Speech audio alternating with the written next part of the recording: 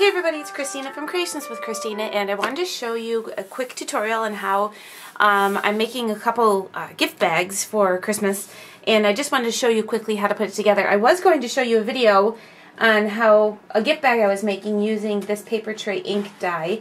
I had used this die actually once before for a mini album, but actually it's for making your own gift bags, and I did make one gift bag. So that's this one, and I just made it using a white craft bag, and I wanted to show you how to make one without having to use this die.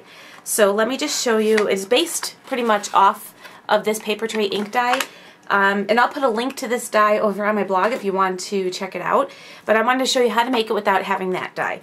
So I'm just using a piece of ripe avocado paper tray ink cardstock. It measures 8.5 by 11, and we're just going to go ahead and cut it in half. So I'm going to cut this at 5.5 inches,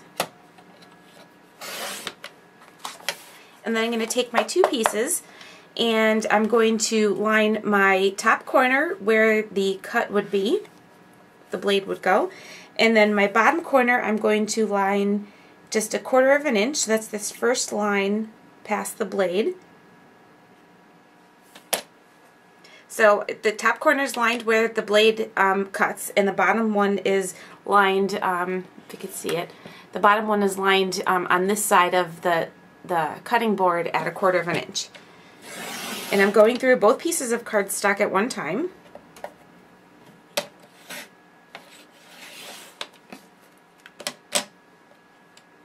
And then I'm just going to turn it over.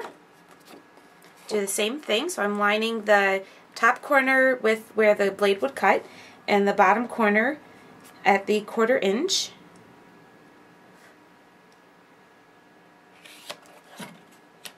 And then I'll just go ahead and cut. So I made it so it angled towards the bottom of the bag. So, and it's very much like this, that paper tray ink die. This one is wider at the top and then smaller at the bottom, so that's what I did with this one. And then I'm going to go ahead and trim this down. I want it to be about 7.25 inches, so I'm just going to kind of eyeball it since it is at an angle. So I'm just going to kind of figure out where that is and make sure I'm fairly straight up here.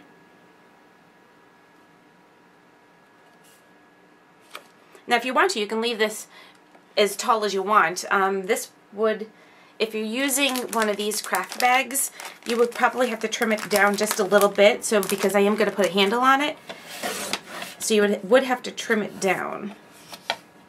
And you'll see more as I go what I mean by that. Right. So I have this Fisker's punch, and I don't remember the name of it, but I will figure out what the name is. And I added a little piece of washi tape over here just so as a guide, so that both of my pieces will be exactly the same. So I'm just going to go ahead and I'm going to take the wider end, and I figured out where the center was just by doing some test cuts or test punches, and I put a piece of washi tape here as my guide. Paper tray and cardstock is a little thick. There we go.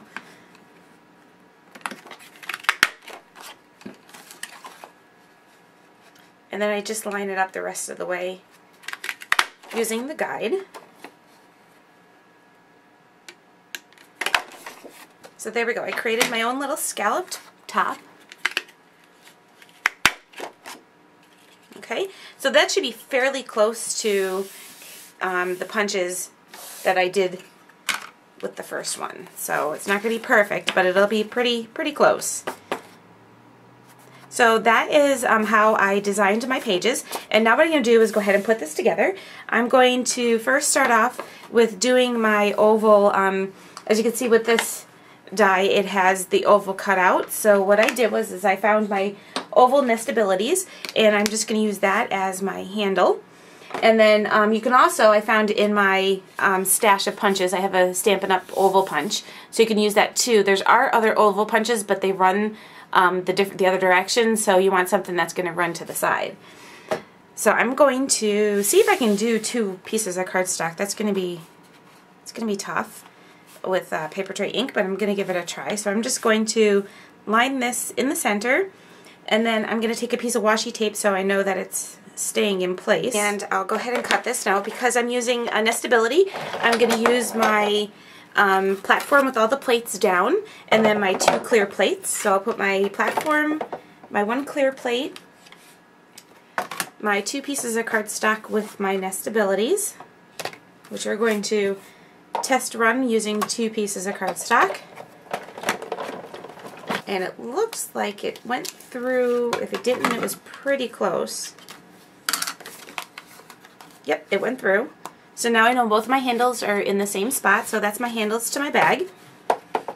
And then before I move on to putting my bag together, I want to also emboss this snowflake one. I don't have a name of it, but it's by Cuttlebug. And I'm going to run this through. I'll have to do these separately.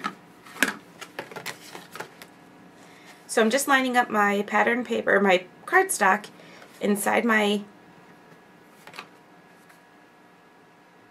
folder here, and then I'm going to use tab number 2. I'm going to open and just have tab number 1 showing on my plate, and then I'm going to run this through with my clear plate, my embossing folder, which I'll do to the side, and then my other clear plate.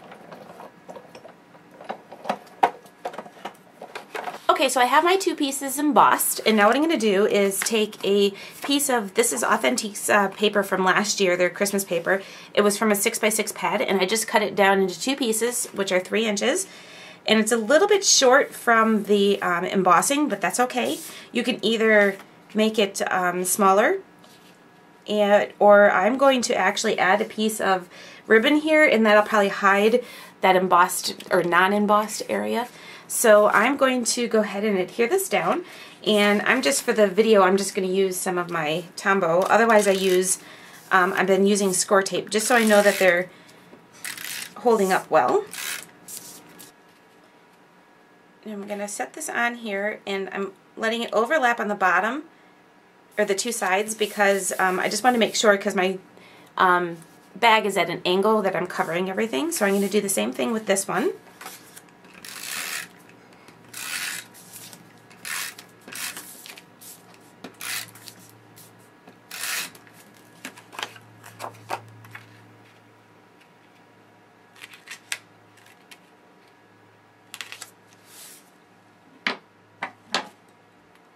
And then I'll just trim off the pieces here that are hanging on the sides.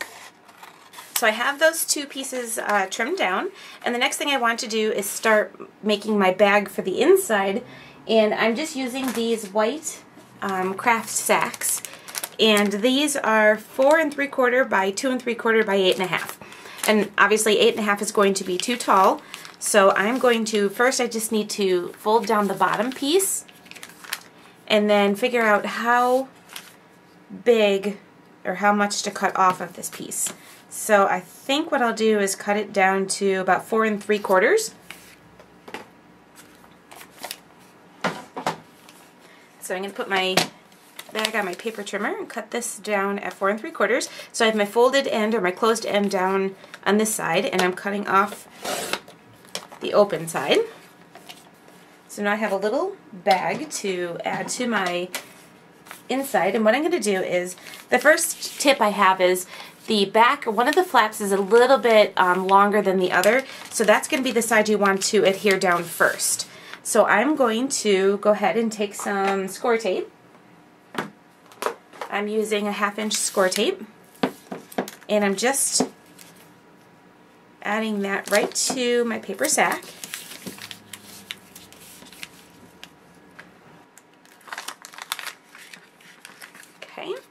So I'm just going to go ahead and line this up onto my paper bag, and I'm going to center my bag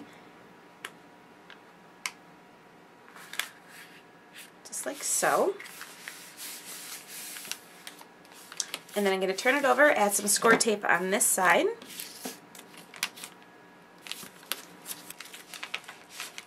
And then I did find that if I line my bags up at the top before I adhere the bottom, it lines up much better.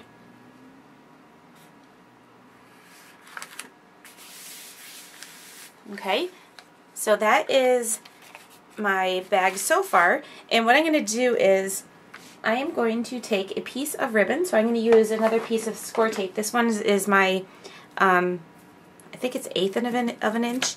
I'm going to run that right across the center in between my embossed piece and my pattern paper. And then I'm going to take a piece of trim. This is trim that I've had for a while. I believe it's from Webster Pages. And I'm going to add that right across the front. I'll take my scissors and trim off. This is the front of the bag. You could just leave the one side done, but I'm going to do both sides. And I'm going to add another piece of my score tape right to the front, or in between the pattern paper and the embossing. And then I'm going to take my trim one more time.